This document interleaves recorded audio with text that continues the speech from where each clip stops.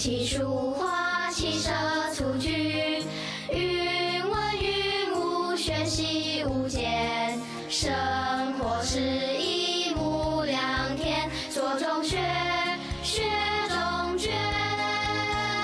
沙子虽小，已杀一个世界；粒子虽小，希望却是无限。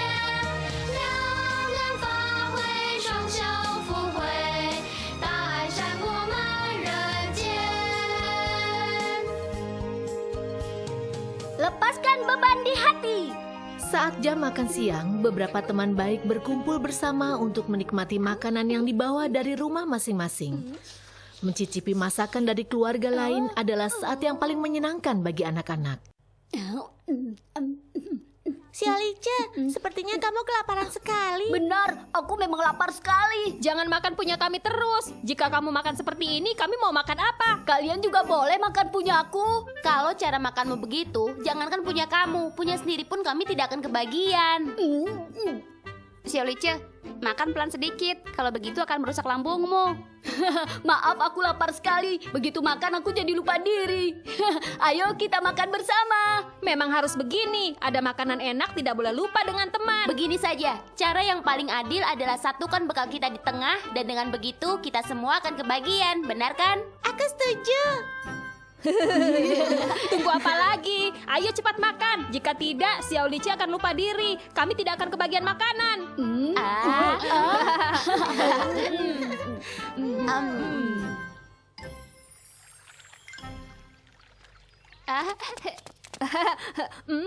Si Aulici, kotak bekalmu sudah dicuci bersih belum? Hari ini tidak ingin kucuci. Tidak boleh begitu. Kalau Guru Fang tahu kamu malas, kamu akan celaka. Jika kalian tidak beritahu, Guru Fang tidak akan tahu. Kenapa kamu tahu kami tidak akan memberitahu guru? Menyebalkan sekali. Nanti pulang biar ibuku yang mencucinya saja di rumah. Ibumu susah payah membuatkanmu makanan. Sudah seharusnya kamu membantunya mencuci kotak bekal. Kamu sudah selesai. Secepat itu. Kotak ini kan sangat kotor. Besok kamu sendiri yang pakai lagi. Apa kamu berani makan? Ibuku akan mencucinya sekali lagi. Kamu jangan khawatir. Adik, ayo kunyah makananmu. Ibu, masakan ibu enak sekali. Keterampilan ibu sangat hebat. Kalau kamu suka, hati ibu jadi senang. Dukungan terbaik bagi tukang masak adalah menghabiskan semua makanannya. Menghabiskan semuanya tidak masalah. Aku pasti bisa. Kamu makan banyak hanya besar di badan, bukan pintar di otak. Hanya bisa bicara yang enak didengar, apa gunanya? Tidak begitu juga. Xiao Lice sangat patuh dan pengertian. Di rumah ini hanya kakek saja yang mengerti aku. Xiao Lice dalam masa pertumbuhan, makan banyak sedikit tidak masalah. Ibu semakin mengerti aku. Hanya ayah yang selalu mengataiku. Ayah mengataimu begitu, berarti sangat mengerti kamu. Sudah, jangan bertengkar lagi. Makanannya enak. Kalau sampai ribut tidak nafsu makan. Iya benar, makanan hari ini sangat enak. Jika tidak cepat dimakan, nanti akan dihabiskan Xiao Lice. Jangan bilang aku cuma sayang pada anak, tidak sayang padamu.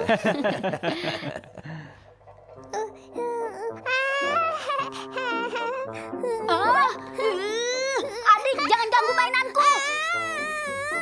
Xiao Lice, biarkan adikmu main. Dia hanya membuat kerusakan saja, bukan ingin bermain. Adik belum mengerti. Melihat gasing itu berputar, dia senang, makanya dia sentuh. Aku tidak mau, gangsing itu aku yang memutar. Tidak boleh dipegang olehnya. Dia masih belum bisa bermain, aku tidak izinkan. Biarkan adikmu main. Kamu bantu ibu merapikan mangkuk dan sumpit. Mulai lagi. Selalu aku yang mengalah pada adik. Jadi kakak memang tidak enak. Kamu bantu mencuci mangkuk berarti membalas budi ibumu yang sudah memasak banyak makanan enak untukmu. Ayah juga makan. Kenapa bukan ayah yang cuci? Makanan yang kamu makan adalah dari hasil jeripayah ayah. Xiao Lice, Ada apa lagi, Bu? bukankah tadi ayah menyuruhmu cuci mangkuk? Ibu, benarkah ibu ingin aku cuci mangkuk? Ibu ingin kamu berdiri di samping, jangan keluar dulu. Nanti ayahmu memarahimu lagi. Oh iya. Aduh, kotak bekalmu sudah dicuci belum? Sudah kucuci. Jika tidak, mana mungkin sebersih ini. Ini disebut bersih. Kalau dicuci seperti ini, kelak di rumah tidak ada yang berani menyuruhmu cuci mangkuk dan sumpit. Ibu, di sekolah banyak yang mengantri. Aku tidak punya banyak waktu untuk cuci kotak bekal. Kalau kamu mencuci seperti ini, pulang ke rumah ibu harus mencuci lagi. Ini kotor. Orang dewasa sungguh cerewet. Setiap masalah harus dikatakan berulang kali. Bukan ibu mau cerewet. Dalam belajar apapun, anak-anak tidak boleh punya sikap yang asal jadi. Kalau sudah terbiasa bersikap asal, kelak harus bagaimana? Kenapa? Aku lihat kamu ada masalah. Hari ini perasaanmu kurang senang ya? Ayah khawatir pada Siolice. Kenapa tiba-tiba khawatir padanya? Apa dia berbuat hal yang membuatmu khawatir? Apa kamu tidak merasa Siolice tidak punya rasa tanggung jawab sedikit pun? Maksudmu ini ya? Dia masih kecil. Kamu jangan terlalu banyak berpikir. Dasar anak kecil sangat penting. Karena masih kecil, dia sudah tidak punya rasa tanggung jawab. Kelak harus bagaimana?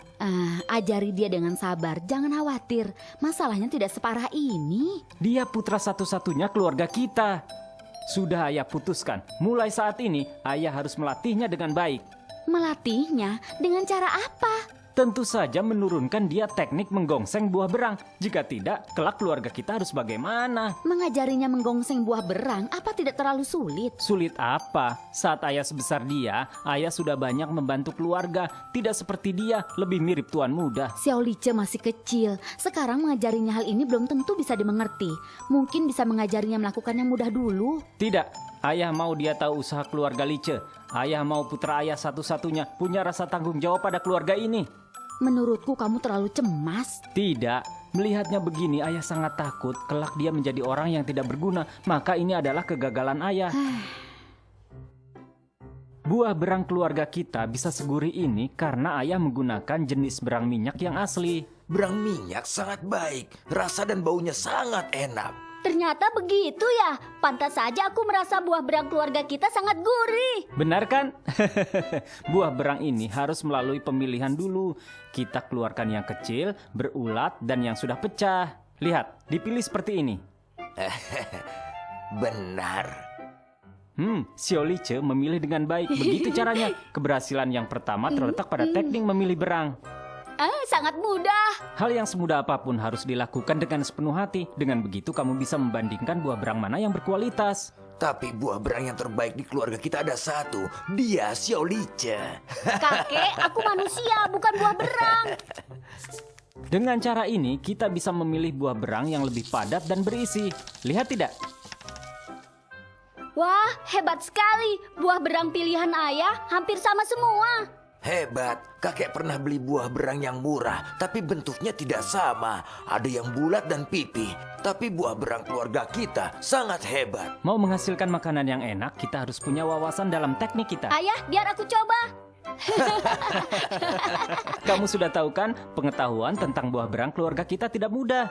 Siolice, kelak kamu harus meneruskan usaha keluarga ini. Usaha keluarga? Ayah, jika sudah besar nanti, aku tertarik pada pekerjaan lain. Bagaimana? Bagaimana apanya? Siolice, jika kamu bersekolah dengan baik, ayah akan membiayai pendidikanmu terus. Jika kamu tidak suka belajar, maka kamu harus meneruskan usaha buah berang. Hah?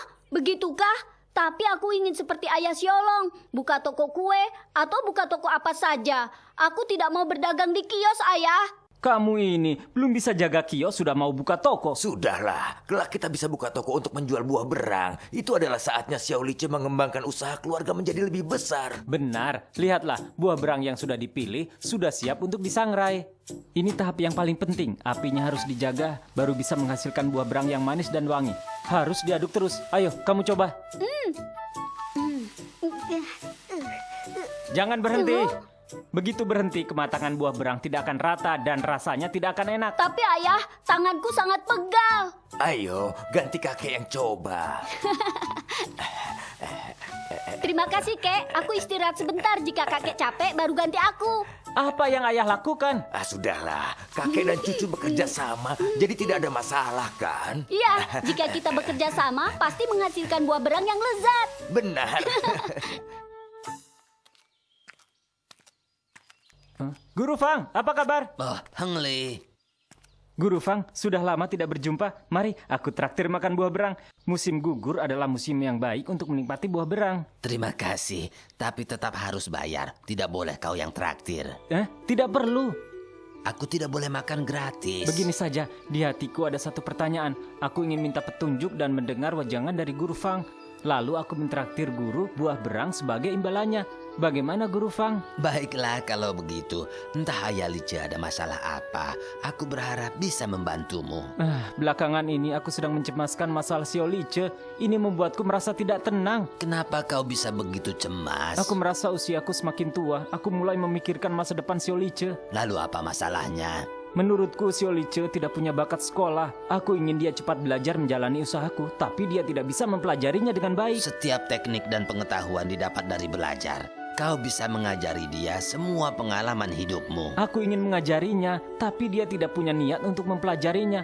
Dia putra tunggalku. Jika dia tidak berguna, aku harus bagaimana? Jika kau bisa melepaskan, maka semuanya akan menjadi baik. Kehidupan ini tidak kekal, hanya terletak pada nafas kita. Saat ajal tiba, meski tidak bisa melepaskan, tetap harus pergi dengan tangan kosong. Maksud Guru Fang ingin aku melepaskan masalahku? Jika segera dilepaskan, maka kecemasanmu akan segera hilang. Harus berpuas diri, anak cucu kita punya berkah masing-masing. Xiao Lice adalah putraku. Xiao Lice milik dia sendiri. Kau adalah ayahnya, hanya bisa membimbingnya. Yang kau cemaskan adalah kecemasanmu, bukan kecemasannya. Kehidupan manusia bagaikan seikat rumput kering. Setelah dibakar dan membiarkannya tertiup angin, apa yang akan terjadi? Api akan semakin besar dan akan membakar tangan kita dengan cepat. Jika tidak dilepas, akan bagaimana? Pergelangan tangan akan terbakar. Jika belum dilepas juga. Sekujur tubuh kita akan terbakar. Iya, api itu terus membakar tubuhku. Ucapan dan perbuatan kita hanyalah sebatas niat hati. Kita harus membiarkannya tetap tenang dan bersih. Tidak mengharapkan kekuasaan, maka hati akan tenang. Jagalah sikap dan berbuatlah sesuai kemampuan kita. Iya, kehidupanku yang dulu sangat realita. Terima kasih atas petunjuk guru, aku sudah mengerti.